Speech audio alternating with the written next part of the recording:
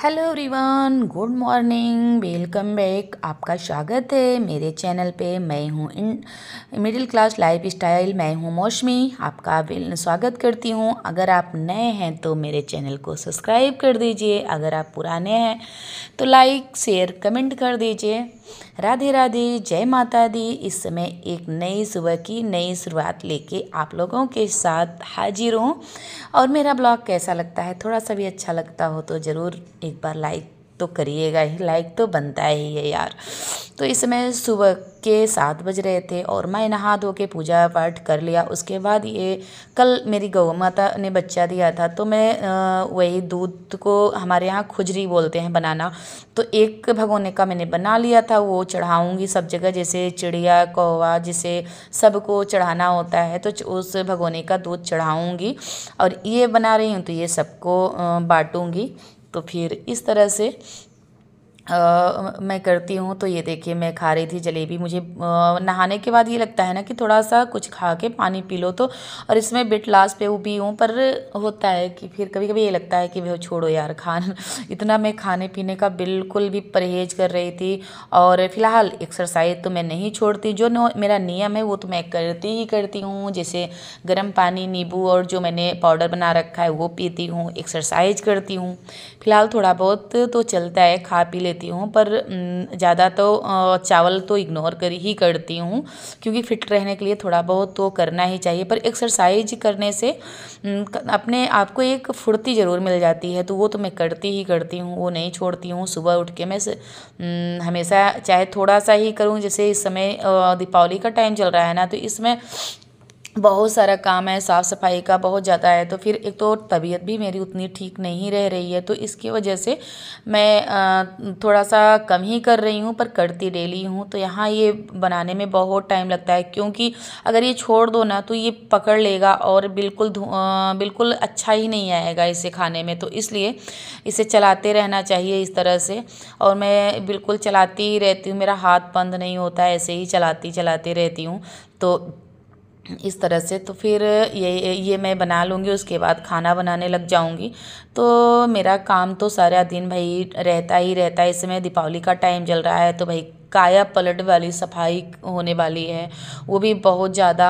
और क्योंकि घर तो भाई साफ़ होना चाहिए। और फिलहाल नवरात्रि में मेरी साफ़ सफाई हुई थी, पर दीपावली पे भी होना ज़रूरी होता है, क्योंकि माँ लक्ष्मी का वास आगमन होता है, तो आगमन तो अच्छा होना चाहिए। तो यहाँ मैं दाल पका लिया और गाय के लिए अपने, और दाल पकाने के बाद वहाँ सारा काम कर लिया। तो ये बर्तन थोड़े से पड़े हुए थे, तो मैं सोची कि बर्तन भी यहाँ धुल लेती हूँ फटाफट से, और जो काम है वो भी कर लूँगी। और तो यहाँ बर्तन वगैरह धुल के किचन साफ़ करके फिर निकलूँगी, अपने फिर से काम में लग जाऊँगी। और घर का जितना कोना कोना है आज साफ़ करने वाली हूँ, क्योंकि बहुत ज़्यादा मेरा वो था, अभी काम था। ये देखिए मैंने लेके मैं आ गई यहाँ जाला वो करने वाला, पर मेरे घर में बिल्कुल भी एक भी जाले नहीं थे।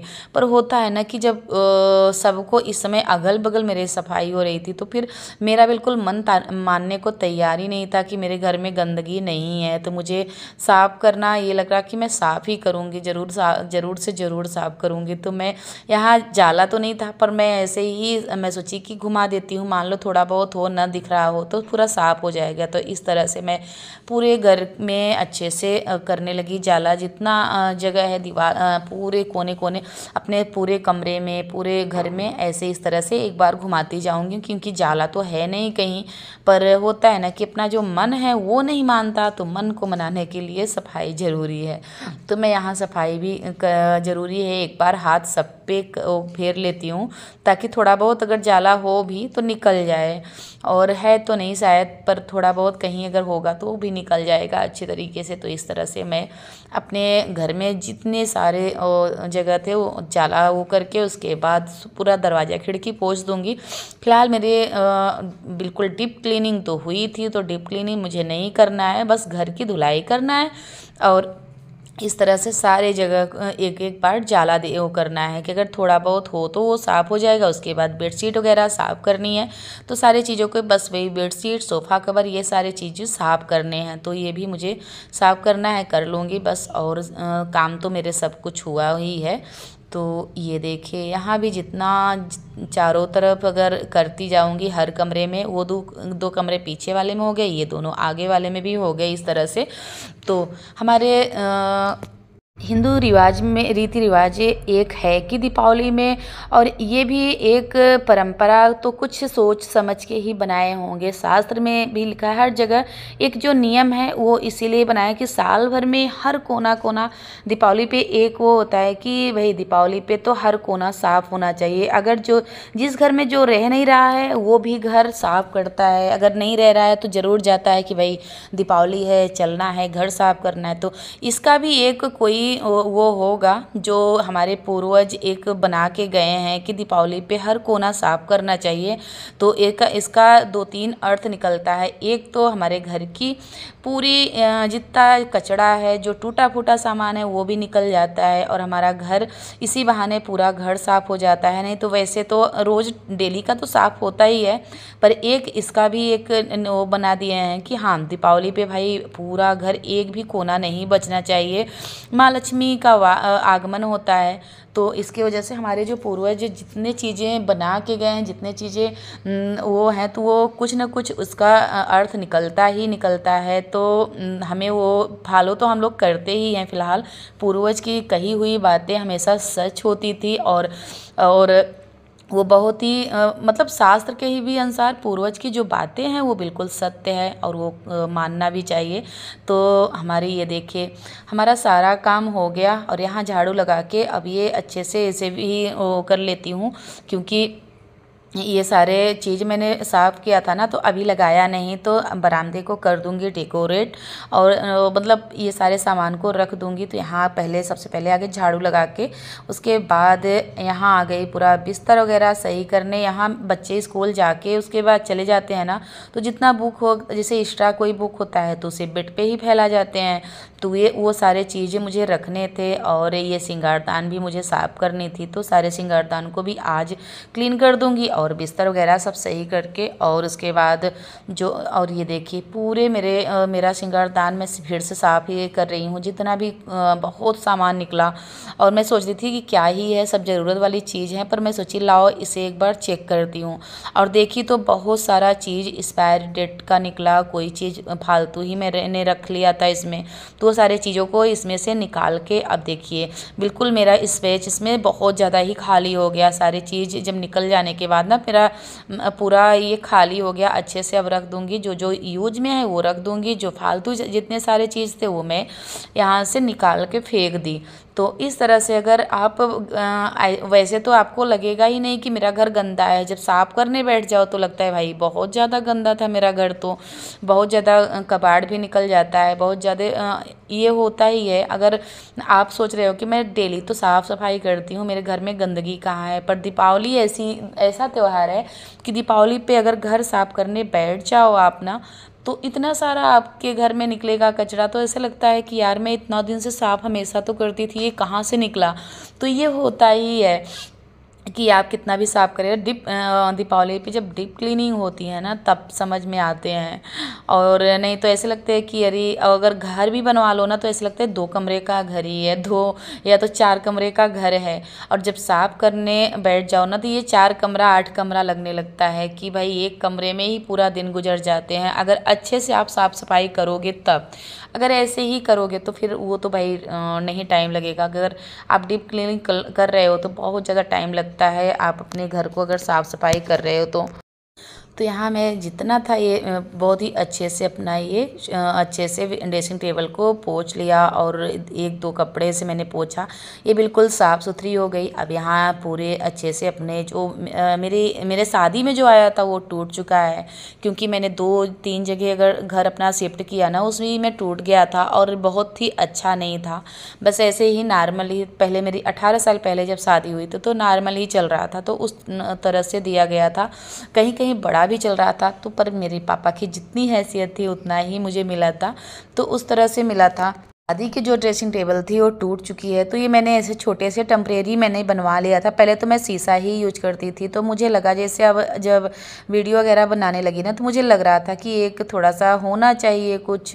तो फिर ये देखिए, और यहाँ मैं वॉलपेपर तो आप लोगों को दिखाई भी थी कि वॉलपेपर मैंने लगाया है, वो भी नवरात्रि में। तो फिर ये वॉलपेपर को एक बार कपड़े से पोंछ लूँगी अच्छी तरीके से बस, और तो साफ़ ही है, बिल्कुल चमकता हुआ है, क्योंकि मैंने वॉलपेपर सारे अलमारी वॉलपेपर मैंने भीड़ से मंगा के लगाया था। तो अगर ये वॉलपेपर लगा लो तो साल भर क्या 2 साल अच्छे से चल ही जाते हैं। तो फिर से एक बार फिर मंगवा के फिर वो कर देती हूँ। तो यहाँ पूरा मेरा साफ़ सफाई हो गया और बहुत सारा कचरा मेरा निकला। तो अब इसे झाड़ू लगा देती हूँ, झाड़ू पोछा करके उसके बाद फिर अब छत की सफाई रह गई है। यहाँ नीचे का जितना था वहाँ उतना मैंने कर लिया है। तो करने के बाद ये देखिए अब मैं आ गई, ये टाइम हुआ था 4 बजे का।